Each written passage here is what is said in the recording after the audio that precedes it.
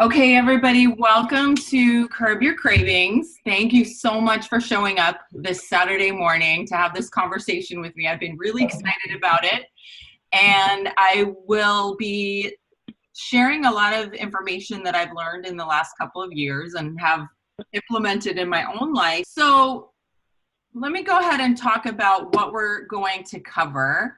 Let me see, how does this, okay.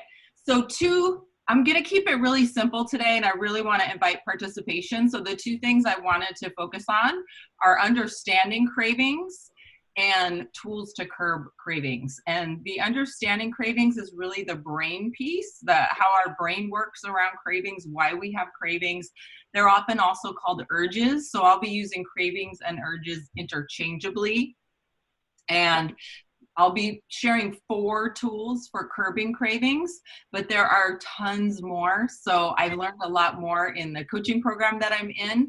But since we only have an hour today, I'm going to be sharing 4 of the tools that I found to be the most helpful and the most transformative in my life. And then we'll see what questions you have about those. Okay, so that's the overall plan.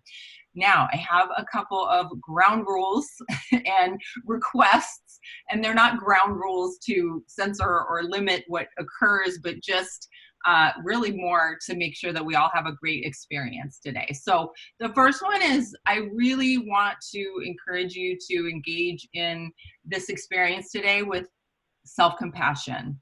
So if we talk about anything and you feel a feeling in your gut of, oh, I'm blowing it in that area, I always mess up, I'll never figure this out, I'm no good at this, please talk back to that voice with self-compassion and say, it's amazing that I'm here.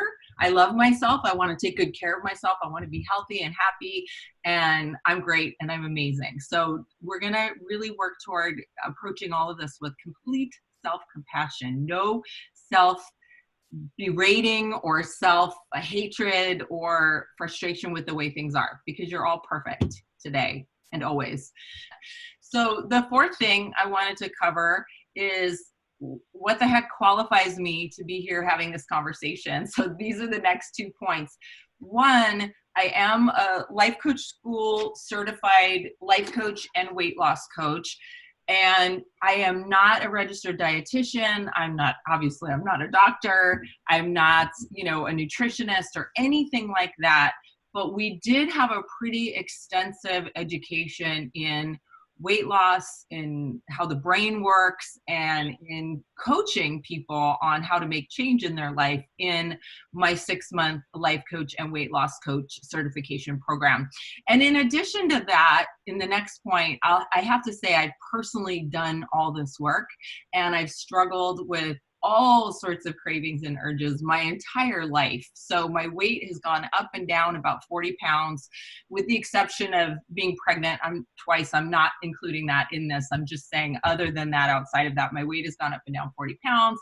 I've struggled with over drinking. I've struggled with overuse of social media. I've struggled with a lot of different challenges personally, and the 4 tools that I'm recommending today are all things that I have done, and they're all things that I've learned in the Life Coach School Life and Weight Coaching program. So I can personally say that I've done all these things, and yes, they're very hard. I'm very transparent about that. I shouldn't say they're very hard, but they can be challenging. But the other side of it, the benefits that come from doing the work, are beyond anything that I could have ever imagined in terms of how much freedom and joy and comfort and relief and peace that they've provided in my life. So I've personally done all the work. And so the last point is some of what comes up in this conversation about cravings and how our brains work and how we deal with cravings can dip into areas of addiction or diagnosed mental illness.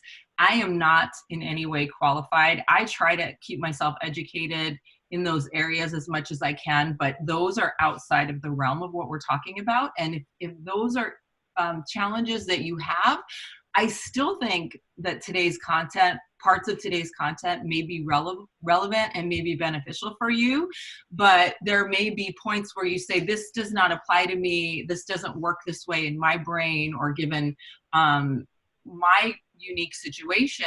And I honor that and I respect that 100%. So please know that that's where I'm coming from. And I do not claim to have expertise in those areas at all. So I just want to share that disclaimer right off the bat.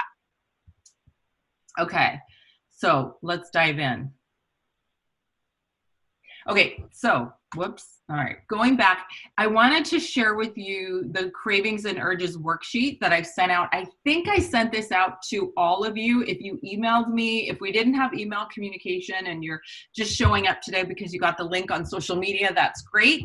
But I wanted you to see this, and I'm going to make these slides available to you in a Google folder that I'll make sure that everyone gets the link to if you're interested. So I strongly encourage you to do this worksheet. So in my coaching practice, we have lots of worksheets depending on what you're working on. And we are really, we offer broad coaching on pretty much anything anyone needs coaching on. So it could be weight loss, it could be executive coaching, weight, all of the types of coaching we do. So we have worksheets on all of that, but this is really our worksheet around cravings and urges. And so I wanted to put it up here first to ask you to think about this, whether or not you had time to think about it ahead of time. Some of you sent this to me, sent me your answers, and I really appreciate it.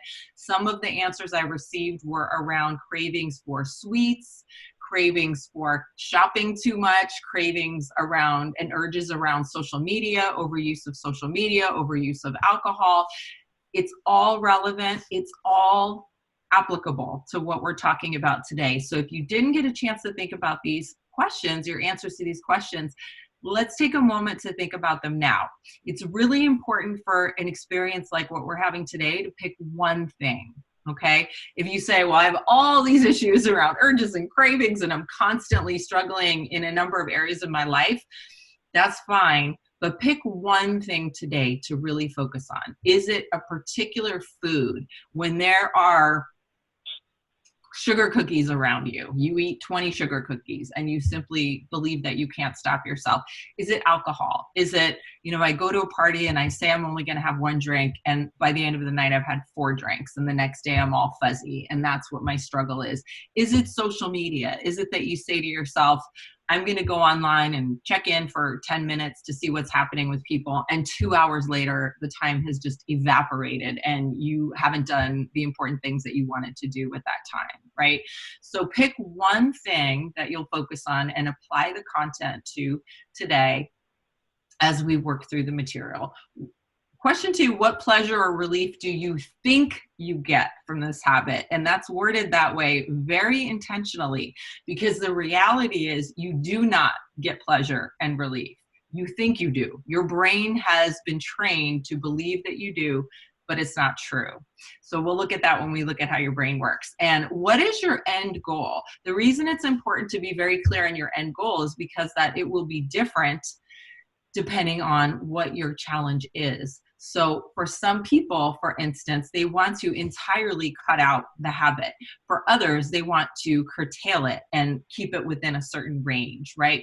So I will give examples from my own life and my own experience, but please know that I do not expect or think that you should make those same choices, okay? So for example, it wasn't even my end goal in the beginning, but where I've come to in my life that works best for me is completely eliminating refined flour and sugar.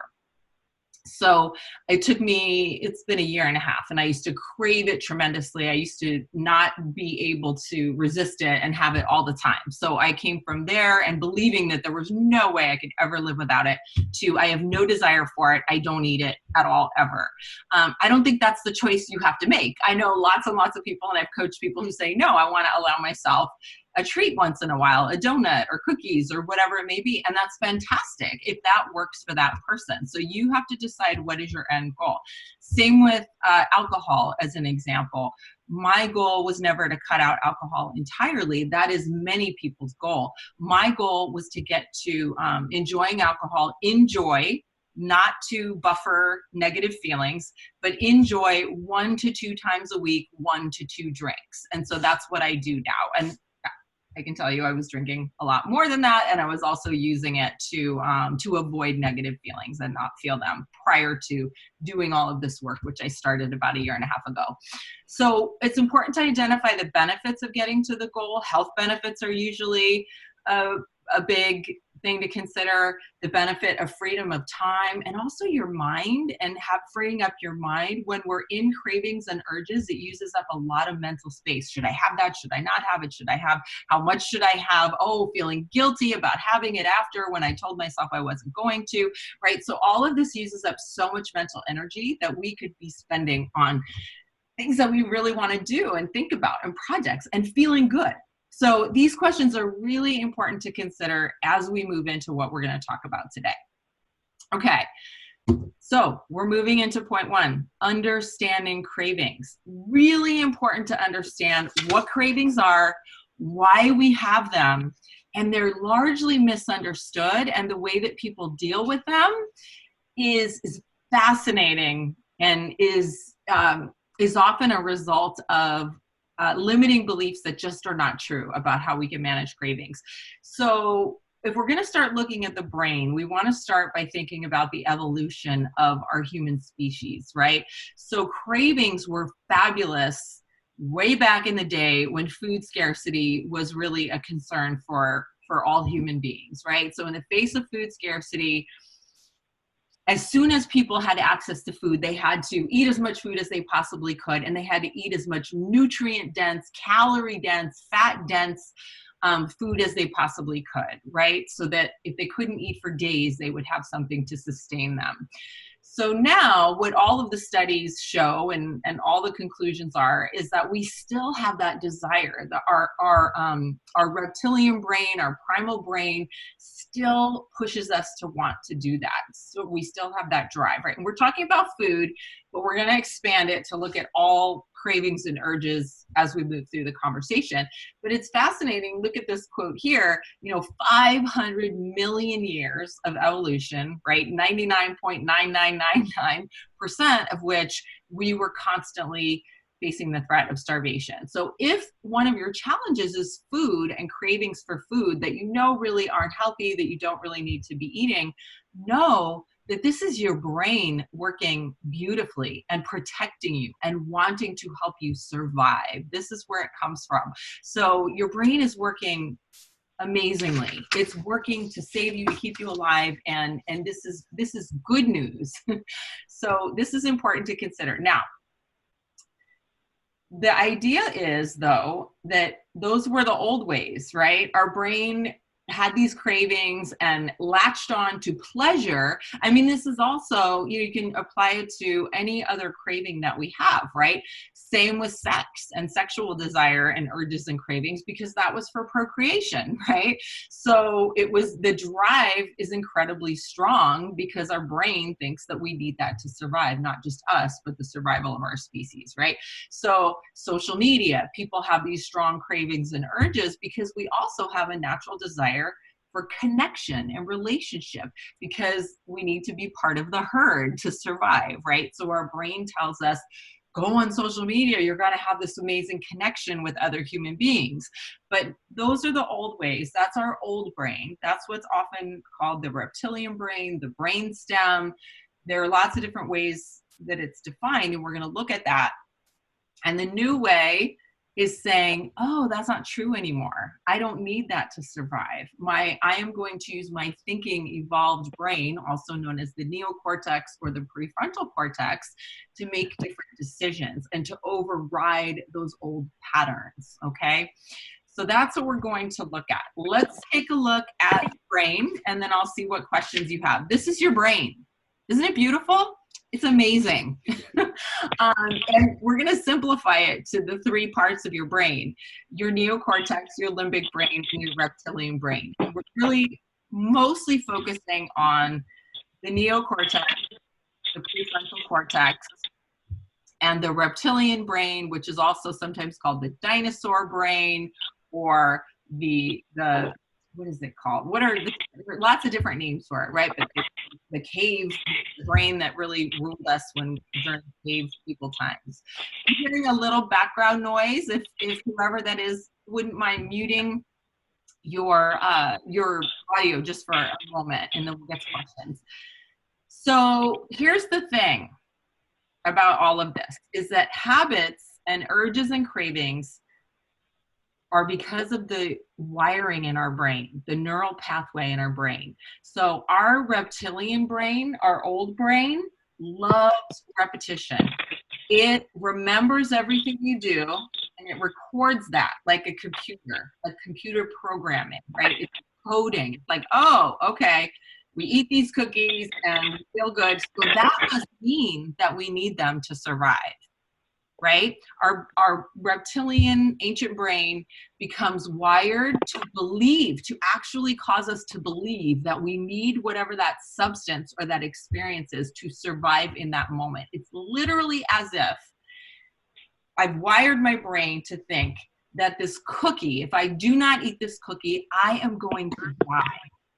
Have you ever had a craving or an urge that's so strong and so powerful, but it's like two voices, the angel and the devil, on both your shoulders, right? And the devil is like, you have to eat that. You have to do that. You have to engage in that activity. You must.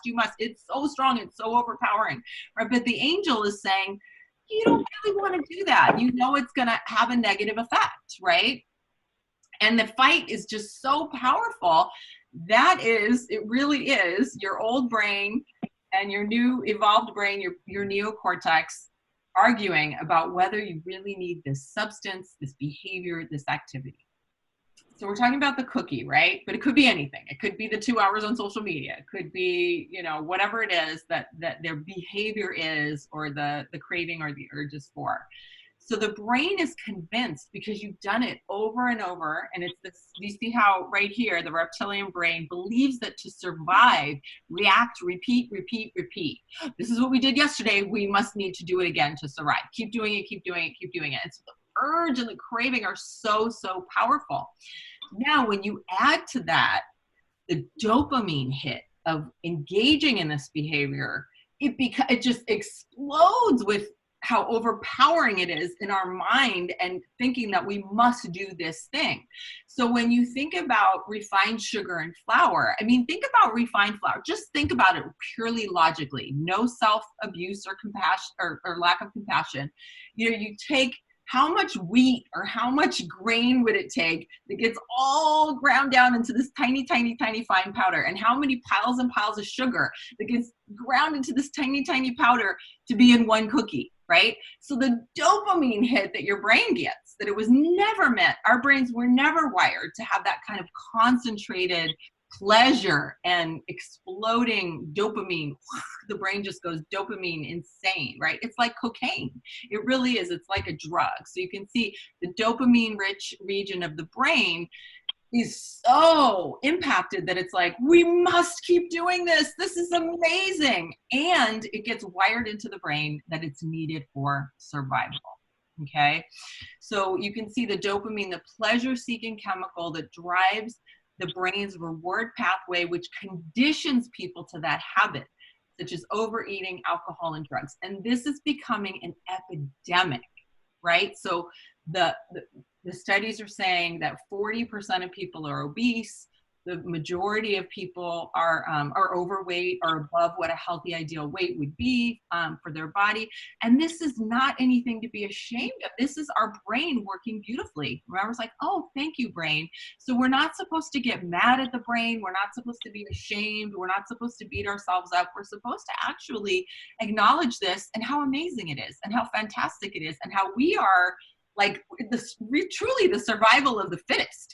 We made it through all this evolution because our brains do that so well, because our brains are wired to pick up on habits and patterns and to train our reptilian brain to understand we need this to survive. But really, we don't. Okay. So that's why the urges and the cravings are so incredibly powerful. It's neurobiology, it's neuroscience. I am not a neuroscientist, but I've studied this. I have to tell you, I've studied it in some great depth. And for me, understanding that was the first step in going, wow, maybe I can get some control over this. If this is really what's happening in my brain and I actually have control over it, and I didn't realize all of this time that this is just a pattern and this is just something that's happening in my brain that I was totally unaware of, totally all at the subconscious. This is not anything that most of us have a conscious awareness of. So once we become consciously aware of it, most people are able to take so much more control and power over it. Okay. So that is what I have for you on understanding cravings and urges and how they work. Whatever your craving is, the bottom line is it's your brain working beautifully. Nothing has gone wrong. You have not done anything wrong. Your brain has not done anything wrong. Your brain has done everything right to keep you alive and to survive. But it's tricked you into believing that you need those things that you don't really need to survive. Now, a really important concept to add here is that some people will say, well, I just enjoy it. None of this is really happening for me. I want to have this cookie. I want to have this, 3 glasses of wine. I want to do this. I want to go on social media, whatever it is. That's fine. You're here. You're all here because something said to you, maybe I am doing something that's not for my greater good.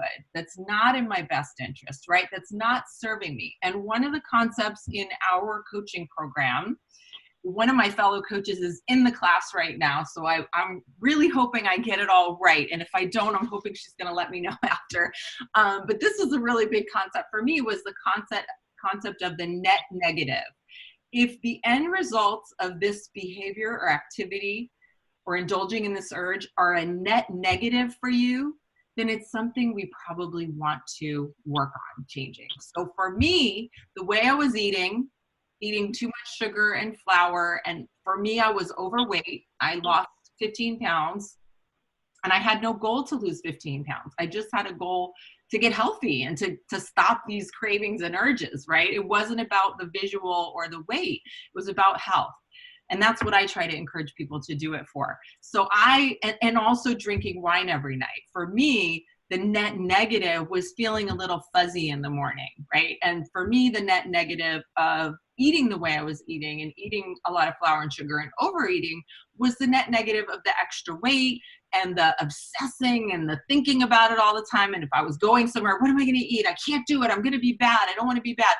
All that is gone for me. I have so much freed up mental space, right?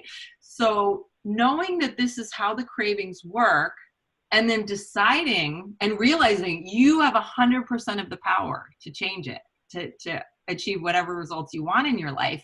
So the question for you is there a net negative?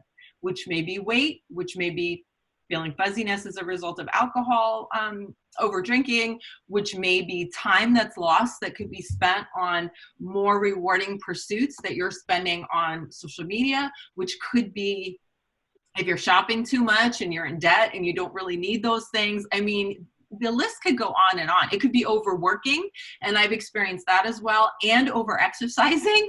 So I actually, as part of the changes I made, exercise a lot less than I used to. And I still have injuries as a result of over exercising that I have to take care of and be careful with.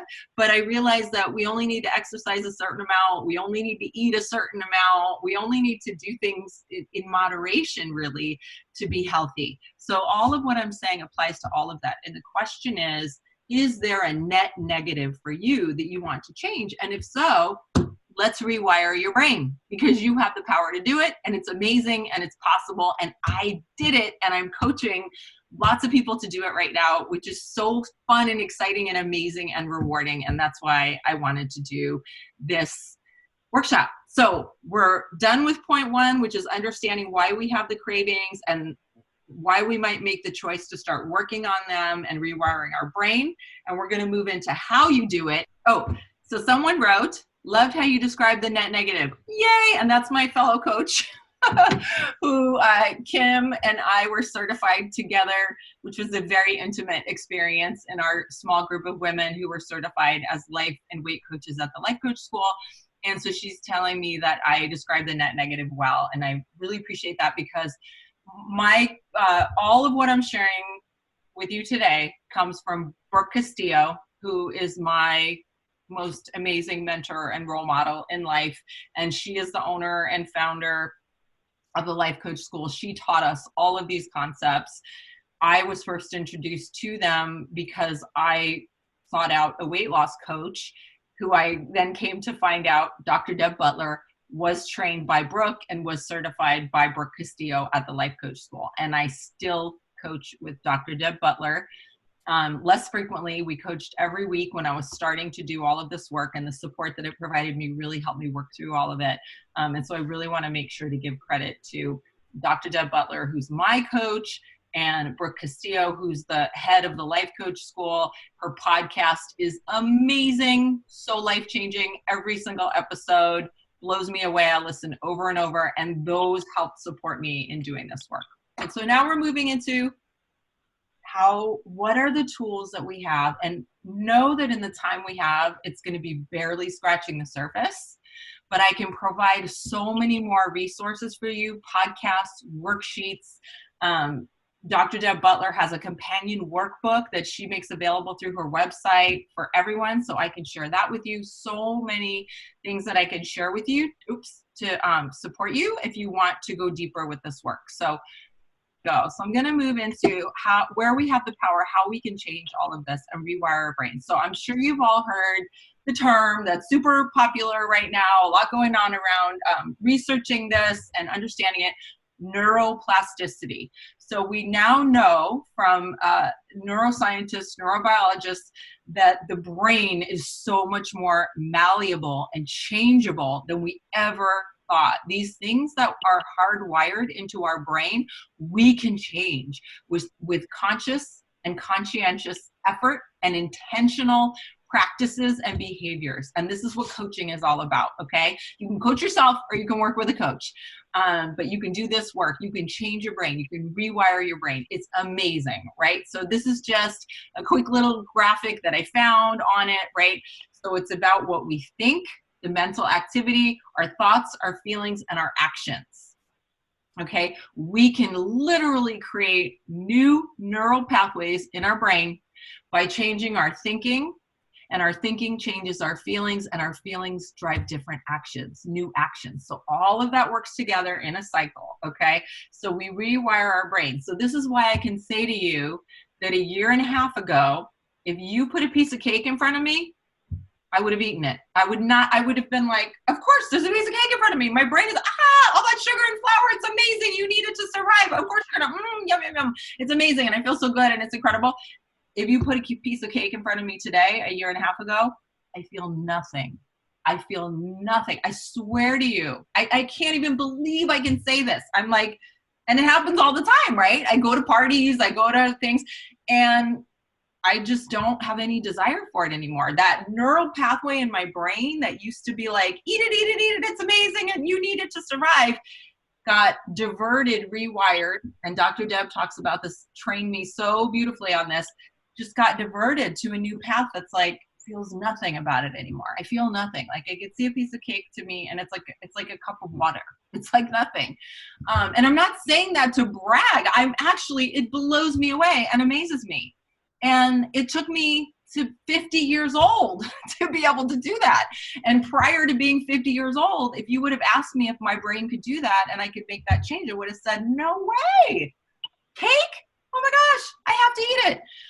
So I'm just saying that to say it is possible to do this, but it's hard and it requires a lot of work. But I promise you, it's so worth it on the other side of it. It's amazing. And if you want to write this down, if you're thinking like, well, this is going fast, I want more, please listen to Dr. Deb Butler's podcast. It's called Thinner Peace. And if you listen to episode number 135, and the reference for this is in these slides, and you're going to have access to the slides, the whole episode is an interview with me, Dr. Deb Butler, weight loss coach, interviewing me about how I did this in my life. So it's about like 40 minutes more on this. So please listen to that. It's so humbling. And so I still cringe when I listen to it because I went through so much to go through this process. It was not easy for me by any means. I've struggled with my weight all of my life. I've been on every single diet out there. I started on diets when I was about 10. My mom put me on like a grapefruit diet.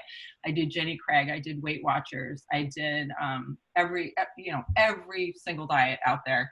And this is for a year and a half is the first time in my life I've ever maintained what I now know is my body's healthy, natural weight. So it's pretty incredible. So neuroplasticity is the first concept. Your brain is amazing. You are amazing. You actually have 100% of the power to do this.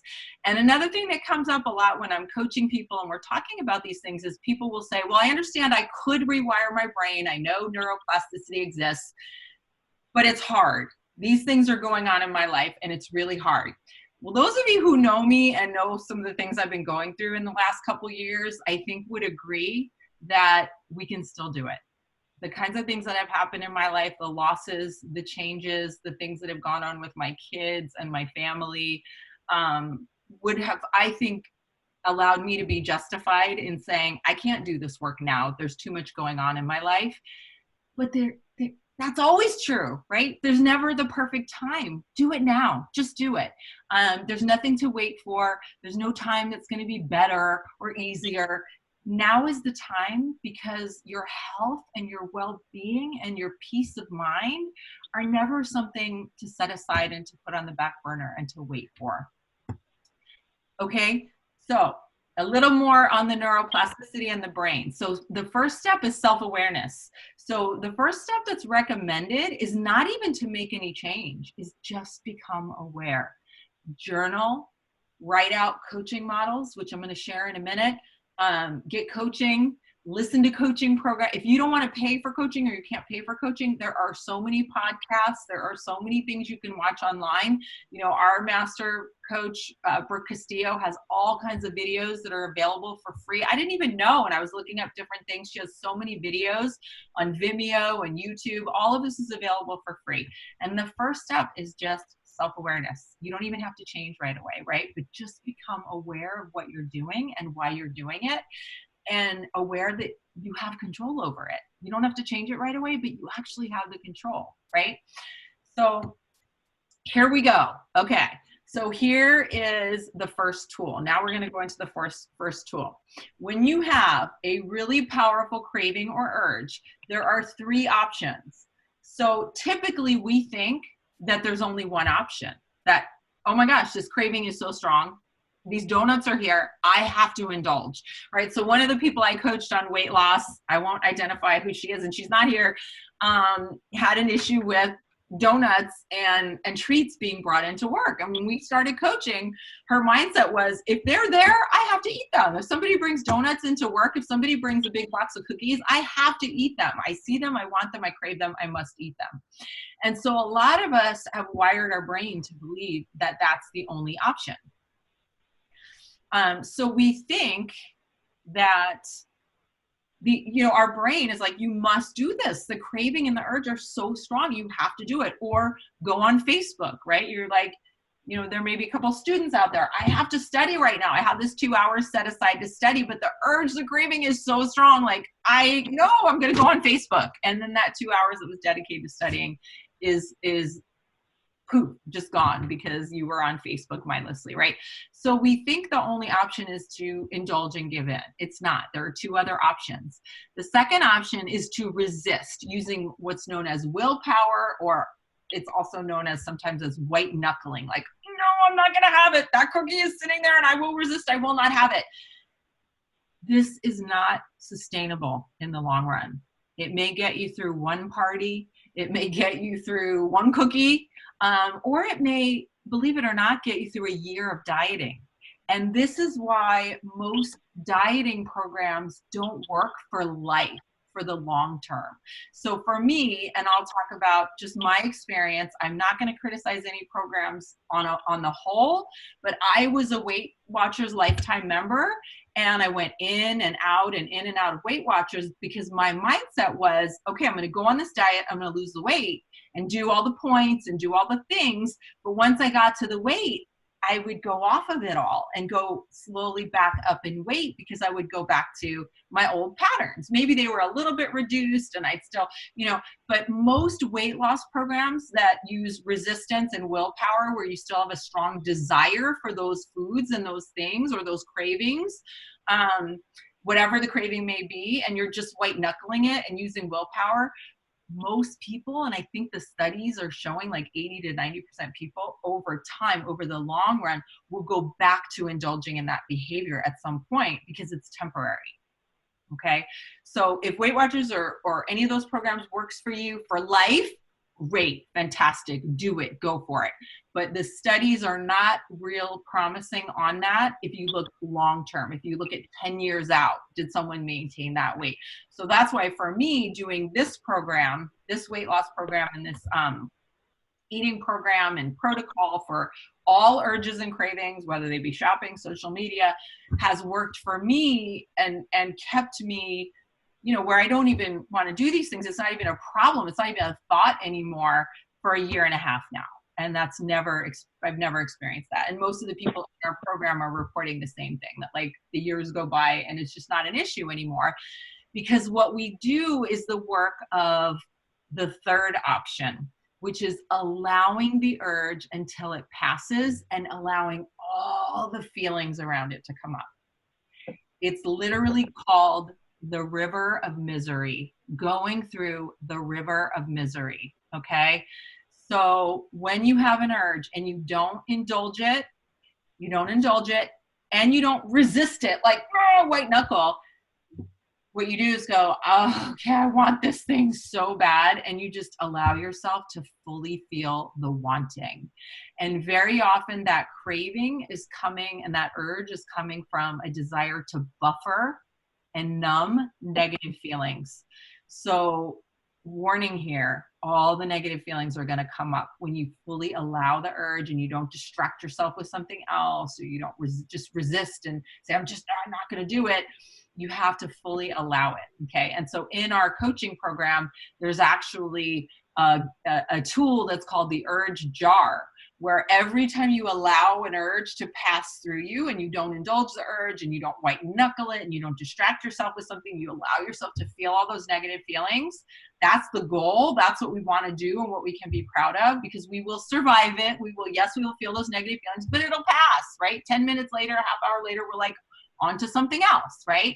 I'm sure you've had that experience when you didn't have something, whatever you were craving, and you allowed it to pass. And then a half hour later, like, oh, wow, I'm not even thinking about that, right? So the urge jar technique is to have a jar and marbles. And every time you allow an urge to pass, you put a marble in the jar. And the goal is to build for just this one habit or urge. And the goal is to get your urge jar full to 100 marbles. And the neuroscience behind that actually says that once you have 100 marbles, you probably rewired your brain.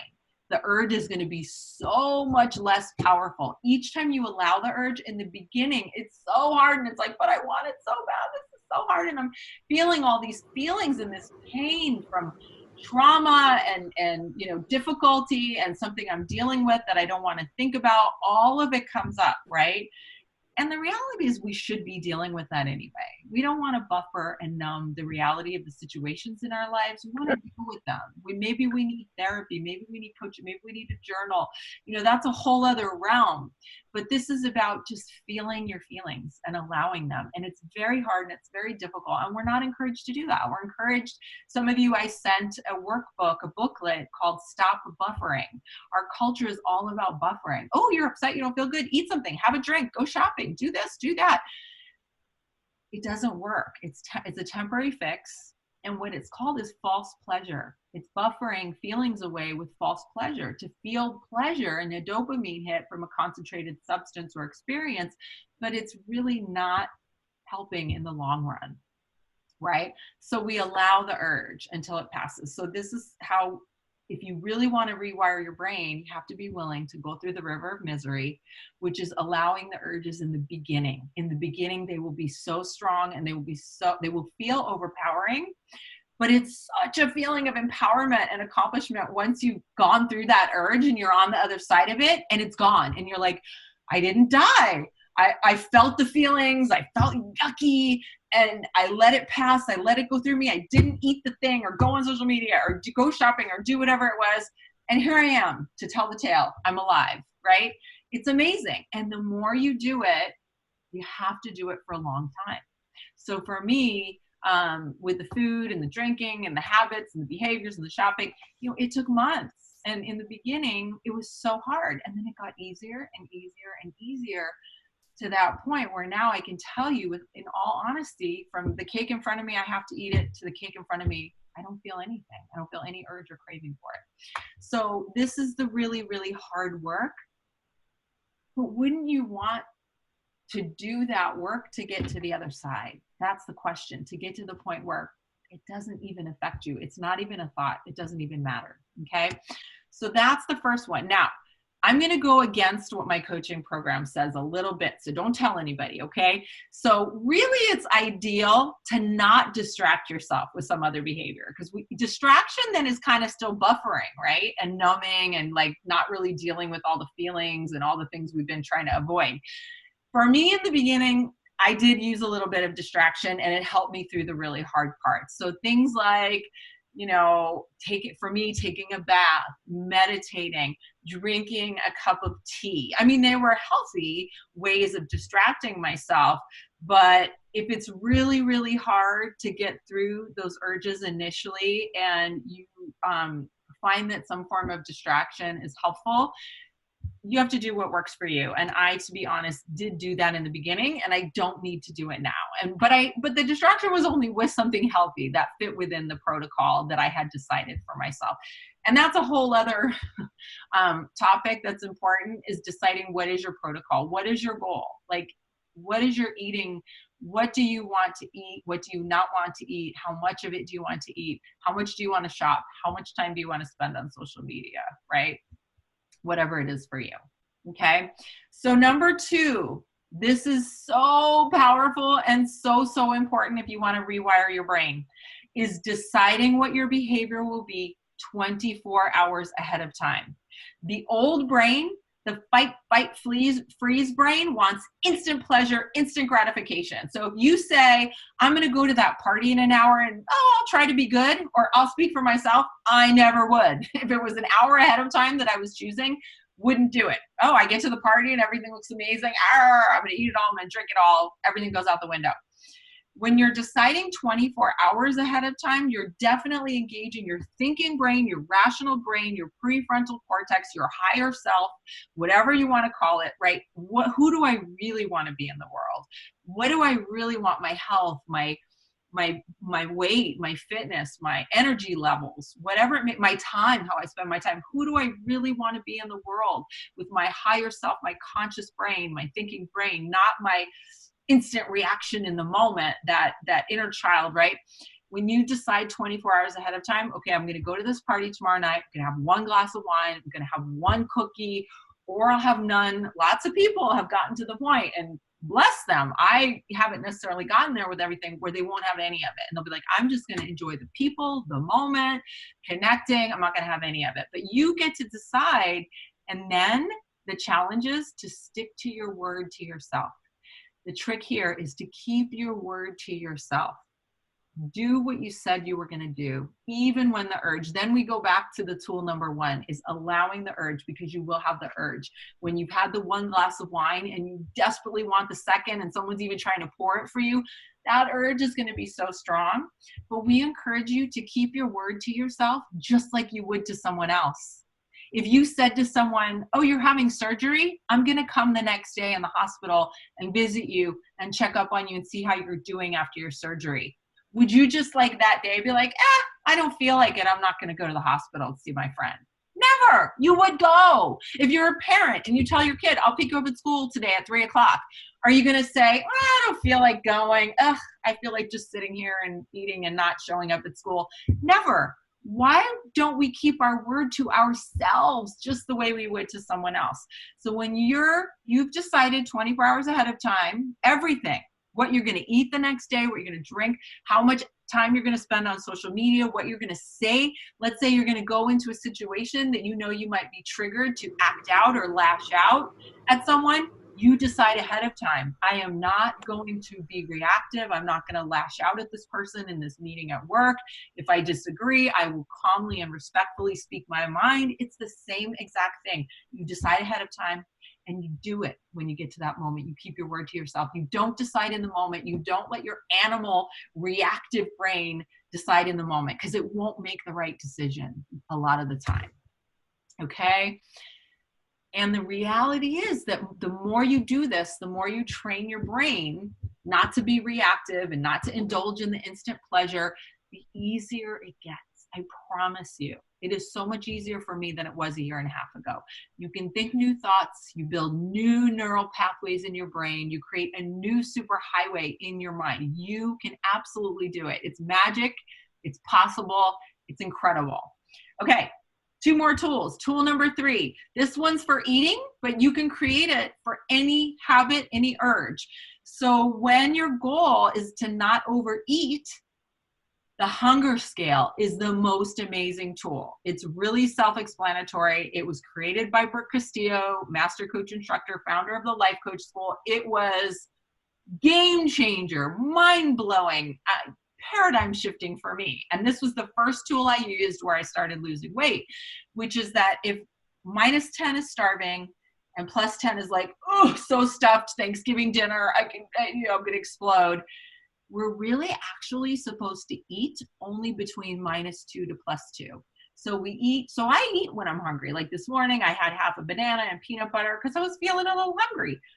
But half a banana and a little peanut butter was enough to get me to +2. And now I'm not hungry anymore, and I probably won't be hungry for a little while. But when I get hungry again, which will probably be around lunchtime, may or may not be. So it's not sticking to like breakfast, lunch, dinner, snacks.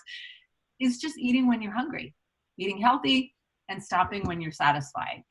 If everyone just did this alone, no one would be overweight. I mean, there may be exceptions for health, for real illness. And I'm not discounting that, but I'm saying in general, for people, for your average person, for me, for most of us, if we just did this, that would be it right there. But the hard part is when you get to the +2, you want to keep eating because it tastes good and your brain is like, eat more, eat more, eat more. It's concentrated, it's good, it's yummy. And this is why those concentrated sugars and flours and super dopamine hit foods are so much harder to stop at a +2. Right? For me, the banana and peanut butter, it's like, oh yeah, I had enough. To me, it's delicious, right? Or fruit or whatever, I'm eating, or quinoa salad, whatever it is. It's a lot easier to stop at that +2 when it's not like super concentrated, high density sugars and flours that my brain is like, have more. I just don't even have that experience anymore. Now, the final tool I want to share with you is called the self-coaching model. And I'm going to do it really quick, but I highly encourage you to dig way deeper into this because it's one of the most empowering tools you can ever embrace in your life, in every single area of your life. And what it teaches us is that our thoughts, we always get to choose our thoughts, and our thoughts drive everything else. Our beliefs are simply thoughts that we've kept thinking over and over, and we can change them. So here's how the self-coaching model works, is that the outside circumstance is a fact. It's just what it is, right? Then we have thoughts about it, which we get to choose. And most of those thoughts are not even on the conscious level. They're in the subconscious. And a lot of them are self-defeating, right? Our thoughts create our feelings. Our feelings drive our actions, and our actions create our results. And then it becomes basically a self-fulfilling prophecy. It's a loop. So I'm going to take you to an example around weight. A circumstance is a fact. It just is, right? But then we have a thought about it. So if I weigh 200 pounds, I might be having the thought, either consciously or subconsciously, I'll never lose this weight. I'll never lose this weight. I'm never going to lose this weight, right? It's a thought. It's a choice. It's not true. It's not a fact. How does that likely to make me feel? Sad. It's the thought that's creating the sadness. It's not that I weigh 200 pounds. It's the thought that I'll never lose the weight. What might an action be that results from feeling sad and thinking I'll never lose the weight? Maybe I eat to comfort myself because it's really hard to feel so sad and self-defeated, right? The result, my weight remains 200 pounds. So it looks very simplistic. I am still working on learning and embracing this after a year and a half of working with it and being certified in it in the coaching program that uses this as a major tool. So if it doesn't resonate right away, you are not alone. And a lot of people feel that way, but I promise you, if you work on learning it and embracing it more, it can be incredibly empowering. So look at version 2, the alternative.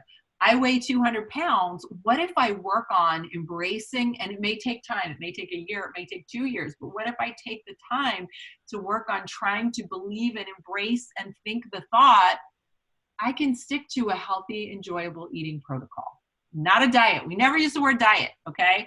And we never talk about a protocol that's temporary. That's why these diet programs, where it's like, you're gonna go on this program for a year and then you'll lose the weight and you'll go off it.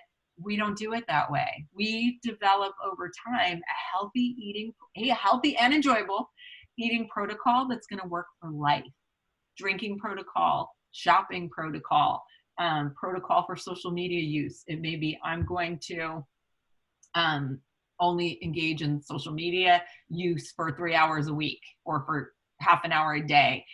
All of that is a protocol. And for many things, our goal would be giving up entirely. So, for instance, with my husband, I used to get angry at him and get mad and act a certain way with him. My goal now, my protocol on that is to never do that. It's like to always take responsibility for my own life, what I'm feeling, what I'm going through. We cannot blame other people for our experience. It's always what we're choosing to think and do about it. And of course, if you want to eliminate someone from your life, and you can, by all means do it, right? But we have the power to choose what we think about situations and to always choose how we act. How we think, how we feel, and how we act is all within our control in situations. So if I'm choosing to embrace and start to believe the thought I can stick to a healthy, enjoyable eating protocol, then I'm probably going to feel determined once I start actually believing that, right? Then my action is more likely to be sticking to my eating protocol, not out of willpower or out of self-loathing, but out of self-love and out of, oh, wow, I can do this. And I believe it and my thoughts are serving me, right? And the result, getting to my ideal weight over time. The self-coaching model is much more complex. There's so much more depth to it. I have done hours and hours, probably hundreds of hours of coaching, being coached using this model and coaching others using this model. So this brief introduction to it is barely scratching the surface, but it is the 4th tool I wanted to share with you and just briefly introduce you to, okay?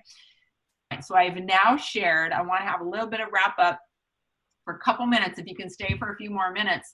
But I want to wrap up and say I shared with you where the cravings come from. They're in our brain. They're in the reptilian brain. We absolutely have control over them. We can rewire our brain, whatever the craving or urge is. And I shared with you how that's really all happening in your brain. And then I shared how we can absolutely rewire it, right, with conscientious, intentional choices, behaviors, tools that we put into practice. It takes time. It doesn't happen overnight, and thoughts won't change overnight, and our behaviors won't change overnight, but we can do it if we make the commitment and we make the investment in ourselves to do this work over time. Okay. So I shared with you 4 tools and ways to do that on a very high level, barely introducing you to those and hoping that you will dig into those more by number 1 is these 2 podcasts. Is I could not I have read hundreds of books. I have done every self-help program out there, Tony Robbins, all of it. I read all of it. These 2 women, if you want to do this work around cravings and urges, whatever your cravings and urges are for, these 2 women are going to do it for you. And you're going to have to listen to their podcasts and use their tools and, and really do the work for yourself. But oh my gosh, I just cannot say enough what they've done for me. Okay. And I am a coach. I'm a life and weight loss coach. I'm an executive coach. And so I can help people, walk people through all of this as well. These are my 2 websites. Okay. So someone said it's never too late to rewire. I love it. So true. I did it at 50 years old. And I never would have thought I could do it. And I'm 51 now. I'll be 52 this year. And I'm like, And I know I don't spend a minute thinking in regret of why didn't I do this sooner? And if I did, but I don't anymore because it doesn't serve any purpose. That's a thought I don't want to choose, right? Why didn't I do this when I was 30? Why didn't I? It doesn't help me, right? I'm doing it now in my 50s and way to go. And if you're in your 60s, your 70s, doesn't matter. Just do it whenever you can do it. So someone is asking, can you go back to the self-coaching model slide? So yes, let me do that really quickly. And I want to say again, there is so much more to the self-coaching model. So please do not judge it and do not discount it based on this very brief introduction, because it doesn't do it justice in any way, shape, or form. I'm sharing this with you really to say, if you want to do this work of rewiring your brain, here's a tool that you should dive much deeper into. And the #1 podcast at the Life Coach School, the whole podcast episode, the first one, is about the self-coaching model. So this is really just to say, dive deeper into it. It's not to say this is teaching it to you, right? So the first slide that I had here was about how you use it. One, you write out your model. What is the circumstance? What are you thinking about it? You have to pull those thoughts out of your brain and bring them into the conscious level. If you want to change the results you're getting at the bottom line, you work to replace that thought with a new thought, but you have to believe it. So you can't go from, I'll never lose this weight, I'm out of control, overnight to, oh, I'm going to lose all the weight, no problem, and I'm going to be able to achieve this quickly. Like, it has to be realistic. It has to be believable, right? So replace the thought with a new one, but sometimes you're not going to believe it for months, and you have to keep thinking it and keep working on it and keep writing it. People will do writing and work, and this is why working with a coach can be so helpful to really work through these stages, right? If you don't want to change, that's fine. Some people are like, I'm happy with the way it is. Great, no problem. We're here talking about this in case it's something you do want to change, right? So that's what I'm providing support for. If you come through all of this and go, I see my model, I see how I'm creating my results, and I'm happy with it, that's great. There's no net negative for me. I'm good with it. Great. Then no problem. Nothing to discuss there, right? And the sample, here it is. So the before and after. So what we call this at the Life Coach School is the #1 is the unintentional model, what's happening in your brain that you're not aware of and that you may not want to be happening. And this is the intentional model. So this is when you work to choose your thoughts consciously so that those thoughts will lead to feelings and actions and results that you actually want. And this model can be used in so many different ways. For instance, you can start at the result line. If you start at the result line, you're setting a goal. So one might start at the result line and say, I want to weigh 140 pounds, right?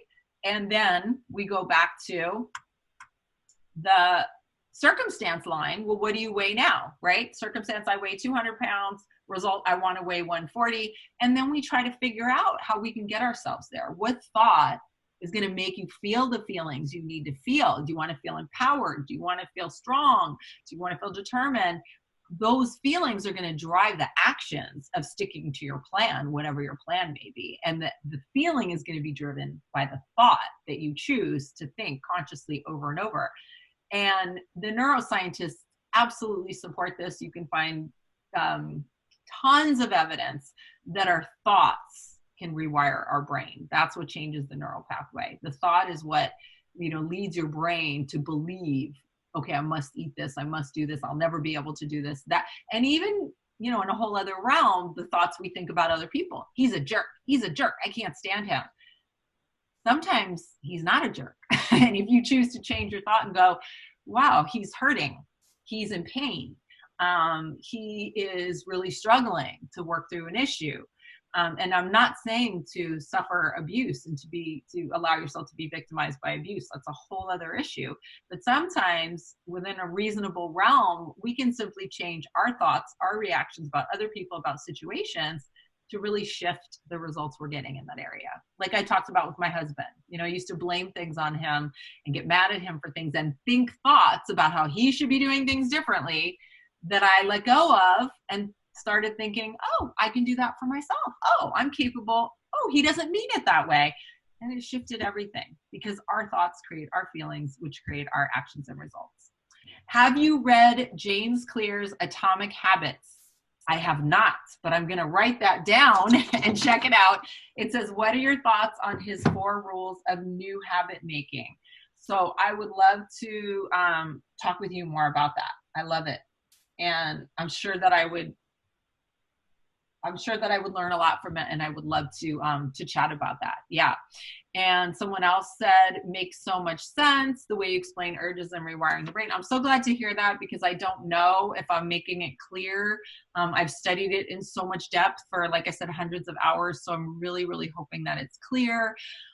Someone else said they're going to look up Dr. Deb. So happy to hear this. I love, love, love Dr. Deb Butler. I will warn you, her podcast is called Inner Peace in Menopause and Beyond. So her target audience is women in menopause, which I am, which many of you maybe are not, or you may be, but know that everything she recommends works equally well, probably even better if you're not in menopause, if you're not a woman or you're younger than being in menopause, because know that when you do enter menopause, all of this becomes even more challenging. Your hormones change. It's harder to keep weight off. So if you're not in menopause yet, it's great to get a handle of it before then. But if you are, you still can do it, because I did. It's possible at any point. But know that her podcast focuses on that. But it's all relevant regardless.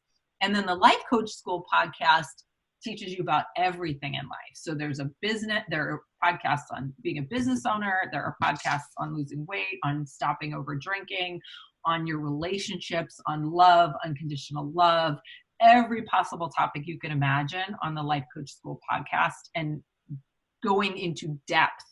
A lot of great depth on the self-coaching model.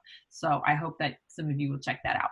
Other questions. So basically just getting feedback. So one of the comments is, I love the fact that you connected to every aspect of life: food, drinking, work, and relationships. Yes, thank you. I hope that makes sense, because people often think that we have to separate those out. And I need a certain program or protocol for this issue, and I need to work on my weight, and I need to work on my over drinking, and I need to work on how I'm not showing up the way I want to in relationships or social media or overspending or whatever it may be. These are all urges, aren't they? When we get to that moment of wanting to do the thing that we know our higher self doesn't really want to do, it's an urge, it's a craving. It's all the same. And it's from our reptilian brain that for some reason has been wired to believe that that's what we need to do, and that we're going to get relief or pleasure or release or whatever it is in that moment by doing it, eating it, saying it. Once we rewire our brain from that habit or that behavior, we no longer have that desire, and we no longer have that behavior, reward, repeat cycle. It's a cycle. It's like we're getting a reward, but it's not really it's an instant gratification reward. It's not the reward we really want for our life of being healthy and in control of our choices, and really showing up as compassionate and loving and responsible for our own experience in the world, in our relationships. So I'm really glad that I see that comment, that you can see how it's connected to everything in life, not just food. But it really is, I will say, so much of the work is often around food and eating, because it can be an issue for so many of us, for most of us, I believe. And once we get it figured out in that area, it's like we can then easily apply it to other areas of life. So I did the work with food first, and then I did the work with alcohol. So I did have my protocol, but I was still allowing myself to drink more alcohol as I was working on the food. And then over time, I reduced to pretty infrequent alcohol now. But that was, it was all the same exact thing. And then once I did those two things, I noticed that I was shopping a lot. I was spending more money than I should. I was like having that angst of not wanting to deal with the feelings. So be like, I'm going to go shopping. And so I had to work on it all over again. I'll be like, okay, do I really need to go out shopping? Do I really need anything? Or is it just to buffer and numb feelings I don't want to feel? Or is it just that urge to do something rather than just sitting with feelings or being quiet and being calm? Once you do this work, I promise you, you save so much time. You have so much mental energy freed up, even money. you know, the money that I've saved on how much I would spend on food and stopping it for fast food and stopping for junk and alcohol, and you save money, you save time, you free up mental energy. It just, the benefits are endless. And you know, I know you all know, but you know, just to reiterate, like there are so many health challenges that so many people are facing with heart disease and diabetes and high blood sugar and so many challenges, that it's not about how you look. Like, that's not, when I was dieting and went up and down 40 pounds my whole life, it's because I was doing it because of how I wanted to look. And once I wasn't doing, it wasn't about that. It was about health and being in control and having energy. That's when it really stuck for me. So be aware of that, please, and be compassionate with yourself. Other comments or questions? I know we're over time, but I appreciate you all staying for a few extra minutes so that I could address the comments and the questions and make sure that everybody was able to you know, make sense of the way that I presented the material. And I went real high level, real broad, instead of, you know, I could have, for instance, dug into just one tool, but I wanted to just expose you to those tools so that you know there's so many out there to help you and support you. And I also will say, I'll just go back here to the slide with my information. So just to reinforce, and I know you all know where to find me, so I don't have to worry about that. But please feel free to go to both of my websites as well, and check out on Sampson Coaching and Consulting. We have lots of blog posts. So I have blog posts on deciding ahead of time and on dealing with urges and cravings. And we have lots of content there that can be helpful. And you can check in with me. And if you would like the slides and other resources, please, actually, for everyone's email address that I already have, I'm pretty sure I have all of your email addresses. I may not have an email address for one or two of you. So if we haven't emailed about this, please send me your email and let me know, because I'm just going to email everyone the link to the Google folder, which is online. It'll be accessible to you. Okay, any final questions or comments or feedback? Mwah. Thank you, mwah, mwah, to all of you. Thank you so much for being here. I hope you got one thing or something that inspired you, and I hope that you move forward with total self-love and self-compassion. You are all amazing. You are so brave for being here and being part of this. And if I can help and support you in any way moving forward, let me know and reach out, and have a fabulous weekend. Bye, everybody. Bye. Thank you, Bridget. Bye. Thank you. Bye, everybody.